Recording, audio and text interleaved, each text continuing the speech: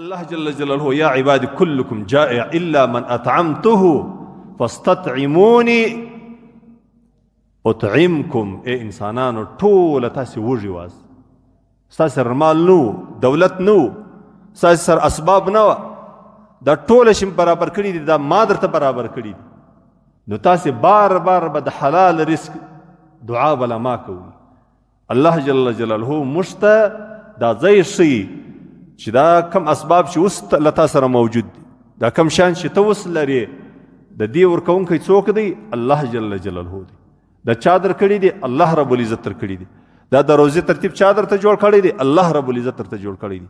بار بار به ته د الله جل جلاله سره د حلال رزق دعا به کوې. موږ ته رسول الله صلی الله علیه وسلم ښوولي دي دا دعاوې، د الله د رسول صلی الله علیه وسلم صدا روایت موجود دي. موږ به بار بار دعا کوو چې الله د حلال رزق خاوند مې کړي، الله حلال رزق را نصیب کړي، الله په حلال رزق کې برکت را واچوي. رسول الله صلی الله علیه وسلم دغه روایت چې حدیث قدسی دی، نو الله رب العزت تاسې وایي چې ټول تاسې وږي، بې ساز او بې سامان یاست، نو تاسې به له چا غواړئ؟ د الله جل جلاله بیا غواړئ، او الله رب العزت به تاسې ته دا ستاسې لوږه او تنده به الله ورکوي، او الله رب العزت به تاسې ته اسباب د رزق برابروي. بیا الله رب العزت فرمایي یا عبادي كلكم عار الا من کسوته.